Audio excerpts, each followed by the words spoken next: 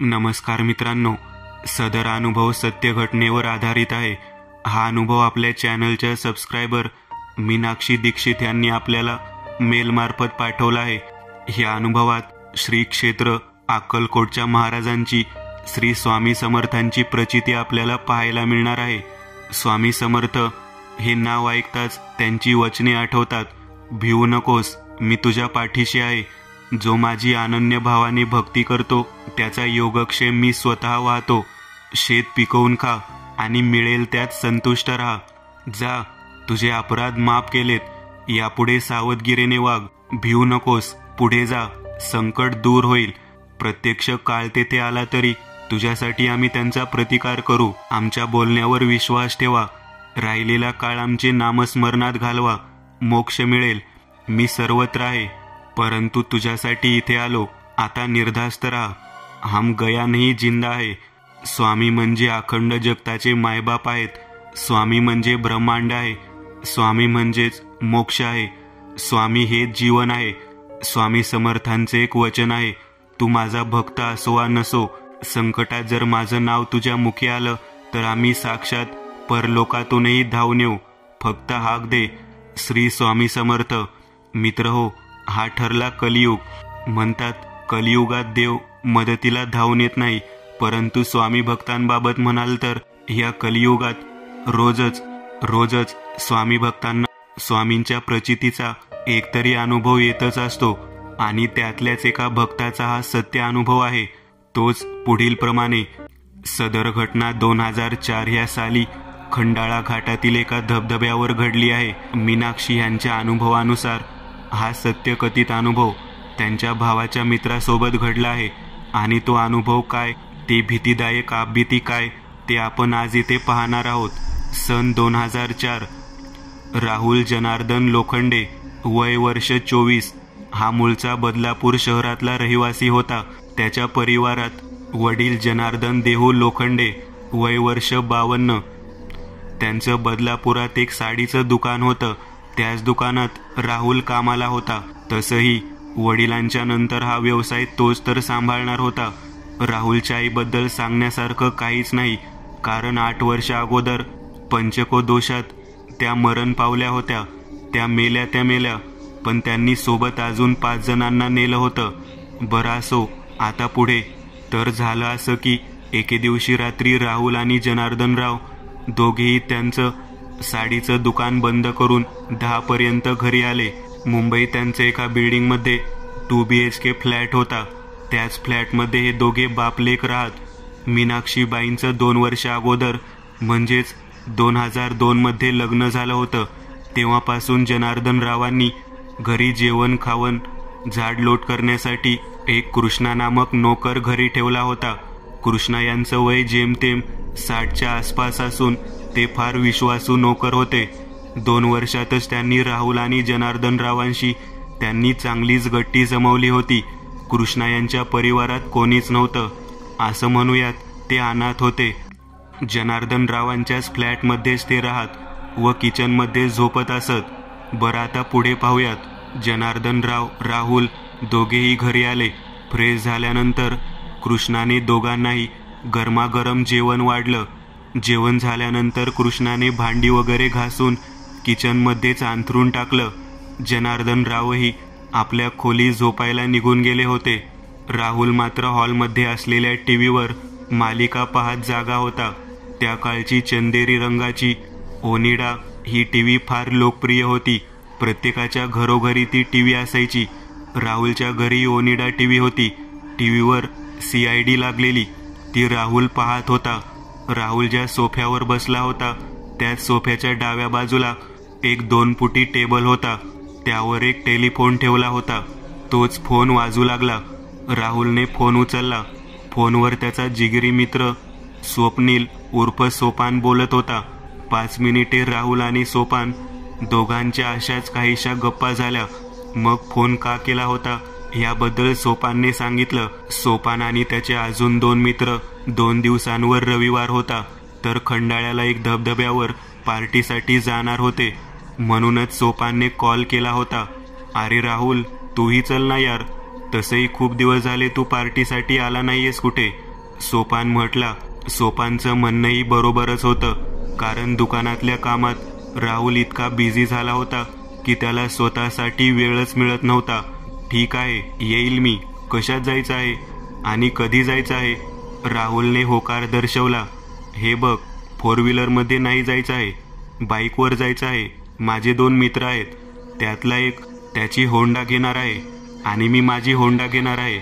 Double सीटवर जाऊ आणि रविवारी म्हणजेच परवा जायचं आहे. सकाळी निघू व रात्रीपर्यंत वापस येऊ.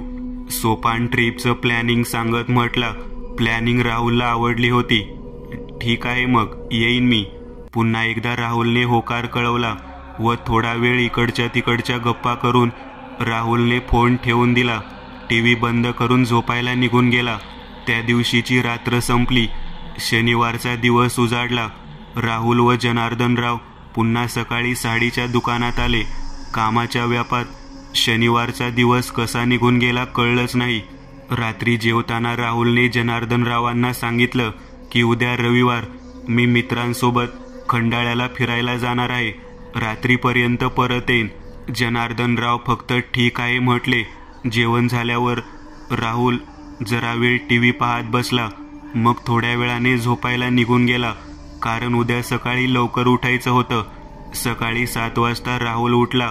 7:45 पर्यंत नित्यक्रम आटोपून कपडे वगैरे घालून तो निघायच्या बेतात तयार झाला. कृष्णा काका, चल मी निघतो, माझे मित्र आलेत मला न्यायला. राहुल दरवाजातून घराबाहेर जायला निघाला. तोच कृष्णाने त्याला हाक दिली. बाबू थांब. कृष्णा राहुलला बाबू म्हणायचा, नावाने हाक मारत नसायचा. हां काय? राहुलने विचारलं. त्यावर कृष्णाने आपल्या गळ्यात असलेली रुद्राक्षाची माळ काढली. बाबू, रात्री येणार ना तुम्ही? मग ही माळ ठेव तुझ्याकडं. ही माळ मी अक्कलकोटवरून स्वामी महाराजांच्या चरणावर ठेवून आणली आहे. हा मग मला का देतोयस? कृष्णा काका, राहुल न समजून हसत म्हटला. त्याच्या त्या वाक्यावर कृष्णाचा चेहरा मात्र निर्विकार शून्य भावहीन होता. बाबू, आज आमुषा आहे आणि आज तुमचा प्रवास रात्री घाटातून होईल. मी असं ऐकलं की आमुषाला घाटात अपघात होऊन मेलेली माणसं आत्मा होऊन भटकतात. म्हणून ही माळ तुमच्या जवळ ठेवा, कारण ही माळ जोपर्यंत तुमच्या जवळ आहे तोपर्यंत कोणतीच वाईट शक्ती तुमच्या केसालाही धक्का लावू शकत नाही. कृष्णाच्या स्पष्टीकरणावर खरं तर राहुल ती माळ घेणारच नव्हता, परंतु मन कुठेतरी म्हणत होतं, ठेव ती माळ, ठेव. ठीक आहे. राहुलने ती रुद्राक्षांची माळ हातात घेतली. चल निघतो, असं म्हणतच तो दरवाजातून बाहेर पडला. रुद्राक्षाची माळ त्याने पॅन्टच्या खिशात टाकली. खरं तर गळ्यात घालायला हवी होती, पण असो. राहुल बिल्डिंग बाहेर आला. बाहेर त्याचे मित्र त्याची वाटच पाहत होते. समोर 2 होंडा बाईक उभ्या होत्या. एकीवर मनीष, सूरज, सोपानचे मित्र बसले होते, तर दुसऱ्या होंडा बाईकवर सोपान एकटाच बसला होता. बस, चल निघूया आता, सोपान म्हटला. राहुल सोपानच्या बाईकवर मागे बसला. सोपानने बाईक सुरू केली व बाईक बिल्डिंगच्या आवारातून बाहेर पडली. बदलापूर ते खंडाळा प्रवासाला सुरुवात झाली. मित्रांच्या गप्पा गोष्टींमध्ये सकाळी 8ला सुरू झालेला प्रवास 10 पर्यंत कधी संपला हे या चौघांना कळलंही नव्हतं. 10 पर्यंत सर्वजण खंडाळ्याला पोहोचले. खंडाळ्यात एके हॉटेलच्या ठिकाणी सोपानने गाडी पार्क करण्यासाठी जागा शोधली होती. खरं तर हा हॉटेलचा मालक सोपानचा मित्र होता. हॉटेलमध्ये एका रूममध्ये प्रथम सर्वांनी 2-2.5 तास चांगलाच आराम केला. मग 1:30-2च्या सुमारास त्याच हॉटेलमध्ये एक दारूचं दुकानही होतं. त्याच दुकानातून 6 बिअरच्या बाटल्या विकत घेतल्या. सोबत चकना म्हणून देशी कोंबडीचं चुलीवर पोळवलेलं मटण घेतलं. आता दारू आणि चकना घेऊन हे चौघे जाणार कुठे होते हा प्रश्न तुम्हाला पडला असेलच. तर मग या पुढे ऐका. हॉटेलच्या मागे लांबच्या लांब पसरलेलं घाटातलं हिरव्यागार झाडीचं जंगल होतं. त्याच जंगलात हॉटेलपासून दूर अर्ध्या तासाच्या अंतरावर एक धबधबा वाहत होता. तिथेच्या सर्वांचं पार्टी करण्याचा प्लॅन ठरला होता. चौघेही दारू आणि चकना घेऊन जंगलातल्या वाटेने चालत निघाले होते. चौघेही दारू आणि चकना घेऊन जंगलातल्या वाटेने चालत निघाले होते. एक माणूस चालत जाईल अशी ती मातीची वाट होती. वाटेच्या दुतर्फे पिकलेलं सोनेरी गवत होतं. अवतीभोवती हिरव्या पानांची शाल ओढलेली झाडं होती. अवतीभोवती एक स्मशान शांतता जाणवत होती. अगदी भयकंपित रक्ताचा थरकाप उडवणारी शांतता होती ती. त्याच शांततेत ही चारही जण अंत्ययात्रेस जात असल्यासारखी चालत निघाली होती. कोणीही कोणाशी बोलत नव्हतं. सोपान सर्वात पुढे, त्याच्या मागे राहुल आणि शेवटी मनोज, सूरज चालत होते. अर्धा तास चालून झाल्यावर सर्वजण एकदाची धबधब्यावर पोहोचले. वर डोंगरावरून कुठून तरी वहल वाहत होता. त्यालाच फाटा फुटून हा धबधबा तयार झाला होता. धबधब्यावरून मंद गतीने पाणी खाली जमिनीवर पडत होतं. त्याच पाण्याचा साठा साचून एक डबकं तयार झालं होतं. अवतीभोवती पाषाणाचे दगड होते. धबधबा आणि ते पाणी पाहताच सर्वांना आनंद झाला. सर्वांच्या अंगात बाळखोड उगवली. एक एक करत सर्वांनी कपडे काढले. अंगावर फक्त अंडरपॅन्ट होती. नंगापुंगा झाले नव्हते बरं का. सोपान, राहुल, मनोज, सूरज चौघेही जण त्या पाण्याच्या डबक्यात उतरले. डबका जेमतेम 6 फूट खोल होता. त्यासहितच डबक्यातलं पाणी हलकसं गरम होतं. चालून थकून गेलेल्या सर्वांना त्या पाण्याने रिलॅक्स फील दिलं. थकवा निघून गेला. सर्वांच्या गप्पा गोष्टी, धमाल मस्ती सुरू झाली. चारही जण कधी एकमेकांच्या अंगावर पाणी उडवत होते तर मध्येच चौघांमधल्या एकाला मुद्दामून पाण्यात बुडवत होते. एक एक करत चौघांनी बियर घेतल्या. पाण्यात राहूनच बियर पिऊ लागले. हलक्या हलक्या घोटांनी दारू पोटात घुसू लागली. डोक्याला हवा लागायला लागली. तशी अल्कोहोलने जादू दाखवायला सुरुवात केली. चौघेही हळूहळू नशेत बुडाले. त्यासहित गावरान चिकनचा आस्वाद घेऊ लागले. मज्जा मस्तीत वेळ कशी सरते कळायला काहीच मार्ग नसतो. नाही, या चौघांनाही वेळेचा थांग पत्ताच राहिला नव्हता. आकाशातला सूर्य हळूहळू डोंगराआड दडला. काळोखी संध्या अवतरली. वातावरणात काळीभोर मळं पसरली. तेव्हा कुठे जाऊन चौघांना भान आलं की बाबा संध्याकाळ झाली, आता परतायला हवं. सोबत आणलेल्या टॉवेलने सर्वांनी अंग पुसलं. आपापले कपडे घालू लागले. मी जरा आलोच, मनोज हाताची 2 बोट दाखवत उच्चारला. मनोज या तिघांपासून जरा दूर आला. सोबत एक पाण्याची बाटली होती. आजूबाजूला हिरवी झाडे होती. त्यासहितच अंधार पडल्याने खालचं काही दिसत नव्हतं. पॅन्टची चेन खोलून मनोज 2 पायांवर बसला. तिथे जमिनीवर कार्यक्रम केला. कार्यक्रम उरकून चैन पुन्हा लावली. गरकन गिरकी घेत मनोज मागे वळला. तोच कानांवर गुरगुरण्याचा आवाज पडला. जणू पाठीमागे 1 फूट अंतरावर जंगलातलं कोणतं तरी हिंस्र श्वापद अंधारात दबा धरून बसलं होतं. ज्याच्या जागेवर मनोजने घाण केली होती व त्या अपमानाने ते पिसाळलं होतं.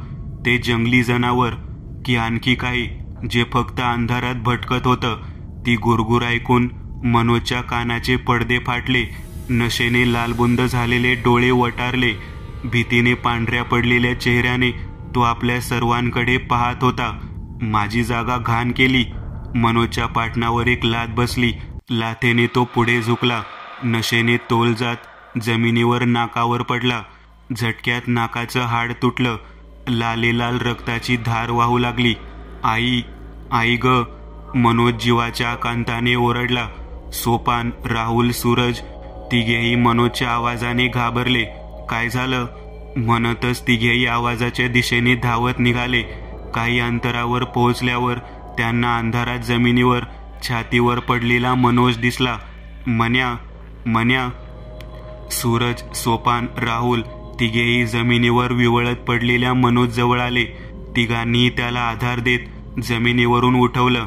काय झालं विचारलं असता त्याने घडलेला प्रकार सांगितला. ती गुरगुर, तो आवाज आणि मग पाटणावर मारलेली लाथ. मनोजच्या वाक्यावर तिघेही प्रथम हसले, कारण आजूबाजूला संशयास्पद असं कोणीही नव्हतं. तसंही मनोजने 2 बियर ढोसल्या होत्या. ह्याला नक्कीच जास्त झालीये असा समज सर्वांचा झाला. रक्त थांबायला हवं म्हणून सोपानने आपल्या जवळचा रुमाल मनोजला नाकाला लावायला दिला. चला, आता जास्त टाइम झाला आहे. आणि मन्या, लेका तू मध्ये राहा. जास्त झालीये तुला. झेपत नव्हती तर कशाला जग मारायला पिला. सोपाने कारवतच्या शिवीचा प्रयोग करत म्हटला. सर्वजण परतीच्या प्रवासाला लागले. जंगलातली वाट आता अंधाराने गिळली होती. रातकिडे किरकिरत मृत्यूनाद गुणगुणत होते. चालताना अवतीभवतीची झाडे आपल्याला पछाडलेल्या पिक्चरमधल्या इनामदारासारखी फोटो फ्रेममधून वाकून पाहतायत असं भास मनाला जाणवत होता. ह्या वेळेस वाटेवरून प्रथम सोपान, दुसरा मन्या, तिसरा सूरज आणि शेवटला राहुल चालत होता. अवतीभवती भयोत्पादक शांतता होती.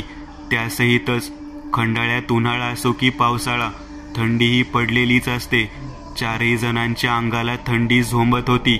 हलकसं पांढरशार धुकं अवतीभवती वातावरणात गुप्तहेरासारखं पसरलं होतं. मन्या नाकाला रुमाल धरून चालत होता. तोच कानांवर पुन्हा तोच आवाज पडला. माझी जागा घाण केली, साफ करून दे. मन्याच्या अंगावरून सरकन काटा फुटला. पावले जागीच गोठली, जमिनीत रुतली. मेंदूवरून कोणीतरी गंजलेली तार ओढावा तसा थंडीत उभ्या अंगाला ठणका मारला. मन्या, अरे चल ना.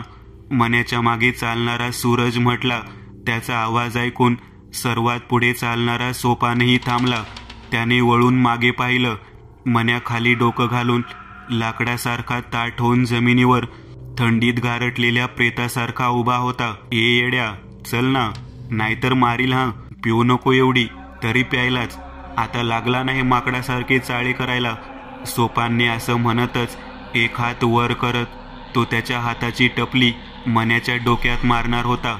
तोच मन्याने खाली झुकवलेलं डोकं, मानेचं हाड कट असा मोडल्यासारखा आवाज करत वर पाहिलं. त्याची ती लालेलाल रक्त उतरलेली अभद्र भयहीन काळजाचा थरकाप उडवणारी नजर पाहून सोपानचा हात हवेतच थांबला. भीतीने तो 2 पावले मागे सरला. मारणारे. मनोजचा चेहरा चंदन लावल्यासारखा पिवळा झाला होता. घशातून किन्नरी आवाज बाहेर पडत होता.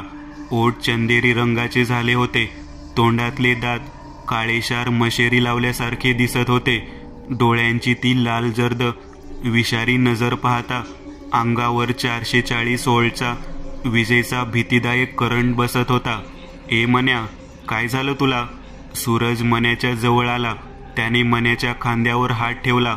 खांद्याला हात लावताच सूरजला मन्याचं सर्व शरीर जणू प्रेतावर हात ठेवल्याप्रमाणे थंडगार भासलं. तसा चटका बसल्याप्रमाणे सूरजने तो हात पटकन काढून घेतला. आई शपथ, याचं अंग तर बर्फासारखं थंड पडलं आहे. सूरज सोपानकडे पाहत म्हणाला. तसे त्याला घाबरलेला सोपान दिसला, ज्याचा चेहरा भीतीने 12 वाजल्यासारखा झाला होता. ए सोपान, तुला काय झालं? असा काय पाहतोय मन्याकडं? सूरजने विचारलं. हा मन्या नाही. सोपान भीतच 2 पावले मागे सरला. काय? हा मन्या नाही? अरे काय वेड्यासारखं बोलतोयस? ए मन्या. सूरजने असं म्हणतच तो पाठमोऱ्या मन्याच्या पुढ्यात येऊन उभा राहिला व नजर थेट मन्याच्या थोबाडावर टाकली. भीतीने सूरजची आत्मा चळाचळा कापून उठली. काय तो भयंकर भयानक चेहरा होता. संपूर्ण चेहरा चंदन लावल्याप्रमाणे फिकट पिवळसर पडला होता. डोळ्यांतली बुबळे लाल सुजली जात लाल जर्द झाली होती. ओठांतलं सर्व रक्त शोषल्याप्रमाणे ते फिकट चंदेरी पडले होते. नाकातलं रक्त हळूहळू बाहेर येत होतं. मन्याच्या अंगात घुसलेलं ते ध्यान खांदे हलवत हसू लागलं. ह्यो माझ्या जागेवर आलाय. माझी जागा घाण केली ह्याने. साफ कर बोललो तर पळतोय हरामखोर. आता मी ह्याला नाही सोडत. मन्याच्या घशातून भयंकर असा भसाडा आवाज बाहेर पडला, जो ऐकून तिथे उपस्थित सर्वांच्या अंगावर भीतीने निवडुंगाचे काटे फुटले. सर्वात मागे उभा राहुलही ह्या तिघांच्या समोर आला. मन्याचं रूप पाहून त्याला समजायला मुळीच वेळ लागला नाही. हा तर भुताटकीचा प्रकार वाटत आहे. आई शपथ, याला धरलं वाटतं कोणीतरी. आता काय करायचं? राहुल म्हणाला. आता काही करू नका, निघा तुम्ही. आता मी काही याला जाऊ देणार नाही. याला मारल्याशिवाय मी काही सोडणार नाही. मन्याच्या अंगात आलेलं ते ध्यान पुन्हा त्याच भसाड्या आवाजात गरजलं व खांदे हलवत हसलं. हसताना त्याच्या तोंडातले ते पिवळसर काळे मिश्रित दात स्पष्ट दिसत होते. जंगलातल्या काळ्याभोर अंधारात मण्याचा आकार भयंकर दिसत होता. हळूहळू अंधार वाढला जात मण्याचे लाल डोळे अंधारात लालेलाल लेझरप्रमाणे चकाकू लागले होते. एक साथ तिघांची भीतीने फाटून हातात आली होती. भयाचा रसरसता करंट शुद्ध विजेच्या तारेतल्या वीज प्रवाहाप्रमाणे शरीरात भिरभिरत होता. परंतु काहीतरी करणं भाग होतं ना. राहुलच्या अचानक डोक्यावर प्रकाश पडला. काहीतरी आठवलं. आज सकाळी घरून निघताना कृष्णा काकाने स्वामींची रुद्राक्ष माळ दिली होती. त्या माळेचा विचार मनात येताच राहुलने पटकन हालचाल केली. उजवा हात झटकन जीन्सच्या खिशात घातला. जीन्सच्या खिशातून ती रुद्राक्ष माळ बाहेर काढली. ती माळ जशी बाहेर आली त्या साधारण चॉकलेटी रंगाच्या रुद्राक्षांची माळ अंधारात तपकिरी प्रकाशाने चमकून उठली. स्वच्छ तेजस्वी दिव्य शक्तीचा प्रकाश पेटला. ती माळ जशी बाहेर आली मण्याच्या अंगात घुसलेल्या त्या ध्यानाची नजर त्या माळेवर पडली. ए असं म्हणतच ते ध्यान 2 पावले मागे सरलं. ती माळ मागं घे मागं. तो बघ दोन्ही हात कमरेवर ठेवून माझ्याकडे बघतोय. त्याचीच ती माळ आहे ना. फेक. मण्याच्या अंगात आलेलं ते ध्यान त्याची भीतीने वाचा बसली. कुत्र्यासारखं कुई करत ते मागे मागे जाऊ लागलं. सूरज, सोपान, पकडा ह्याला. ही माळ ह्याच्या गळ्यात घालू. सूरज, सोपान कसे तरी तयार झाले. दोघांनी मण्याचा एक हात धरला. ए सोड मला, सोड, नाहीतर. राहुल धावतच मण्याजवळ आला. ए जा, दूर हो. ए जा, हट. ए नाही.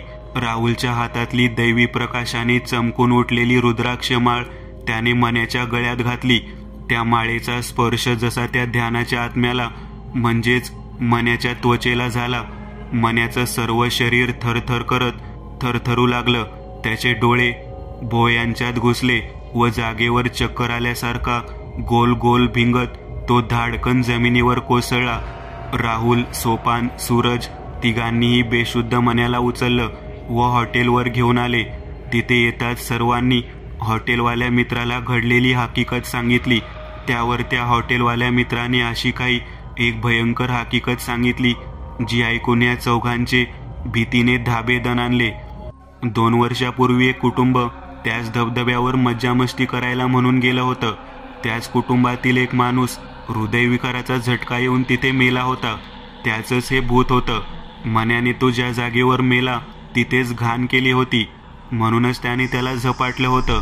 जर रुद्राक्षमाळ तुमच्याकडे नसती तर नक्कीच त्या वाईट आत्म्याने मण्याला जंगलात नेऊन मारलं असतं. परंतु स्वामी समर्थ स्वतः तुमच्या पाठीशी असल्याने तुम्ही वाचलात. त्या दिवशी हे 4ही जण हॉटेलमध्येच राहिले. कारण रात्र फार झाली होती आणि रात्री घाटातून प्रवास करणं म्हणजे मृत्यूला आमंत्रण होतं. कारण रात्री अपरात्री घाटात अपघाती मरण पावलेल्या मृतांचा फेरा चालतो. शेवटी दुसऱ्या दिवशी हे चौघे सकाळी हॉटेलवरून निघाले व दुपारपर्यंत घरी सुखरूप पोहोचले. तर मित्र हो, हा होता आजचा स्वामींच्या प्रचितीचा सत्य अनुभव. आता भेटूयात एका नव्या सत्य अनुभवात. व तुम्ही खरंच स्वामी भक्त असाल तर कमेंट करायला विसरू नका. दुसरी कथा, उलट्या पायाची बाय. शहरात आल्यापासून राहुल खूप बदलला होता. एका छोट्याशा खेडेगावातला तो आदरणीय गिरिजा पंडितजींचा पहिला मुलगा होता. त्याला जवळच्या शहरात शिकायला पाठवले होते. पण आता तो दिसला तर ओळखूही शकत नव्हता. फक्त त्याचा पोशाखच बदलला नव्हता, दिसायला बोलण्यात बदल झाला होता. त्याने त्याचं नावही बदललं होतं. आता लोक त्याला शेनकी म्हणून ओळखू लागले. कॉलेजमधील काही उद्धट पोरांच्या टोळीचा तो म्होरक्या होता.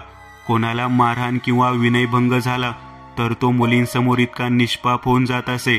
आता त्यांच्या मुलांच्या वसतिगृहासमोर एक मुलगी आली होती. तिचे नाव होते पिया. तिच्या मैत्रिणींनी शांकीला आव्हान दिले होते की तू तिला पटव. आधी शेनकिनीने लक्ष दिले नाही. मग एके दिवशी पियाचा फोटो पाहिला. ती इतकी सुंदर मुलगी, गोरा दुधाळ रंग, कमरेपर्यंत वाहणारे रेशमी केस, मोठे डोळे. तो तिच्याकडे पाहतच राहिला. तो पहिल्या नजरेतच तिच्या प्रेमात पडला होता. शेनकी सकाळ संध्याकाळ मुलींच्या वसतिगृहात फिरत असे, पण तिला कधीच प्रत्यक्ष भेटू शकले नाही. तेव्हा एका मैत्रिणीने सांगितले की ती सकाळ संध्याकाळ समोरच्या प्रियदर्शनी पार्कमध्ये जॉगिंगला जाते. शेनकी तिला भेटायला खूप उत्सुक होता. तो सकाळी तिथे पोहोचला. ती चित्रात दिसली त्यापेक्षाही सुंदर होती. शेनकी तिच्या भोवती घिरट्या घालत राहिला, पण ती त्याच्याकडे पाहण्यासाठी डोळेही काढत नव्हती. तो खूप अस्वस्थ झाला होता. ही एक मुलगी आहे जी कदाचित त्याच्या जाळ्यात अडकणे टाळत होती. तिने त्याच्याकडे पाहण्यासाठी डोळेही वर केले नाहीत. याने शेनकीचा अहंकार खूप दुखावला गेला. आता तो चिडचिड करायला लागला होता. प्रत्येक संभाषणात तो चिडायचा. तो जितका तिला विसरायचा तितकाच प्रयत्न करत होता. एके दिवशी संध्याकाळचा हलकासा संध्याकाळ मावळायला लागला होता आणि तो उद्यानात चालला होता. तेव्हा मागून आलेल्या आवाजाने त्याला पुढे जाण्यापासून रोखले. एक मधुर गोड आवाज त्याला म्हणत होता, हॅलो शेंकी. तो मागे वळून पाहणार होता. तोच आवाजाने त्याला थांबवले. मागे वळून पाहू नकोस. मी तीच आहे जिला तू खूप दिवसांपासून मिळवण्याचा प्रयत्न करत होतास. तो उद्धटपणे म्हणाला, तू नशेत आहेस का? ती मधुर आवाजात हसली. काय हरकत आहे, मला तुझी स्तुती करावी वाटते, पण लक्षात ठेव कधीही मागे पाहू नकोस. ती तिथं होती की अजून कोणी हिंमत जमवली होती. त्याने मागे वळून पाहिलं, पण पिया दिसली नाही. मी विचार करतच होतो तेवढ्यात मागून एक ओळखीचा आवाज आला. आज खूप दिवसांनी. ये, बरे वाटत आहे ना? शाबास, मागे वळून पाहू नकोस. तू शहाणा झाला आहेस, ती म्हणाली. तो आजारी होता. शेनकी थरथरत्या आवाजात म्हणाली, आहो घाबरू नकोस, मी काही वाईट नाही. चल, आज मी तुला माझा चेहरा दाखवते. तुझ्या नाकाच्या दिशेने चालत राहा. मी म्हटल्यावर थांब. शेनकी यांत्रिकपणे चालत राहिला. समोर एक तलाव होता. ती पुढे. मागून आवाज. काही वेळाने तलावाच्या पाण्यात एक प्रतिमा आली. एक सुंदर मुलीची. ती अगदी पियासारखी दिसत होती. शेनकी तिला नीट बघतच राहिला. अचानक त्याची नजर तिच्या पायावर गेली आणि त्याला चक्कर आल्यासारखे वाटले आणि तो पडणार होता. त्या मुलीचे पाय उलटे होते. तर काय, ती मुलगी नाही. देवा, मी कोणाच्या जाळ्यात फसलो? शंकी पानासारखा थरथरला. शेंकी, काय विचार करतोय? ती हसत म्हणाली, काही नाही. नाहीतर. तो स्तब्ध झाला. चला आता परत जाऊया. अरे एवढ्या लवकर आपण भेटलोय. तुला माझा चेहरा आवडत नाही का? नाही नाही, शेनकी म्हटल्यावर ती जोरात हसायला लागली. शेनकी आता त्याच्या सापळ्यात वाईटरित्या अडकला होता. त्याला काय करावे हे समजत नव्हते. तो आजारी आणि घाबरू लागला होता. त्याच्या मित्रांना आजकाल त्याचे काय होत आहे याची काळजी वाटत होती.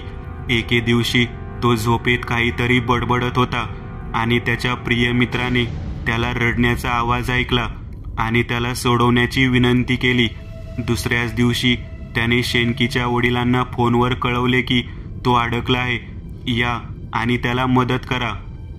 पुढच्या आठवड्यात वडील अचानक आलेले पाहून शेनकीला खूप आश्चर्य वाटले. त्याला मिठी मारली आणि रडू लागली. तो म्हणाला, बाबा मला वाचवा. मी भविष्यात कोणतेही चुकीचे काम करणार नाही. त्याच्या वडिलांनी सर्व काही ऐकले. त्याच्या मित्रांचा सल्ला घेतला आणि शेनकीला संपूर्ण योजना समजावून सांगितली. प्लॅनप्रमाणे पहाटेच शेनकी पार्कमध्ये पोहोचला. काही वेळाने ती मुलगी त्याच्याशी बोलू लागली. आज पुन्हा तिने शेनकीला दाखवलेल्या वाटेवर चालायला सांगितले. दोघीही शांतपणे चालत राहिल्या. ते एका निर्जनावस्थेत पोहोचले. तेव्हा वाऱ्याचा आवाज आणि वाळलेल्या पानांचा किलबिलाट शेनकीच्या कानाजवळून बाणांसारखा उडून गेला आणि तो घाबरला. ती त्याला रानात टाकणार होती. तेव्हा शेनकी पटकन मागे वळला आणि बेफिक्रीपणामुळे ती मुलगी त्याला काही बोलू शकली नाही. ती गोष्ट समजताच ती गुरगुरली, तू परत कसा आलास? मी तुझे रक्त पिईन. दरम्यान चेटकीन बनलेल्या मुलीला शेनकीच्या वडिलांनी आणि अनेक पोलिसांनी घेरले होते. ती या अनपेक्षित हल्ल्याला तयार नव्हती. तिने पोलिसांना सांगितले की तिचे वडील गरीब होते, अनेक गाडी विकायचे. एकदा काही प्रभावशाली लोकांनी त्याच्याकडून त्याची गाडी हिसकावून घेतली. त्याला ठार मारले. त्यानंतर त्याचे कुटुंब उपाशी मरायला लागले आणि तेव्हापासून ती डायन बनली आणि लोकांना लुटायला लागली. ती मानवी अवयवांची तस्करीही करत असे. तिच्या खुलाशामुळे समाजातील अनेक प्रतिष्ठित व्यक्तींची नावेही समोर आली आहेत. शेनकी आता शहरात शिकायला आला होता. तो फक्त अभ्यास करेल, पण त्याला आता फने खान बनायचे नाही.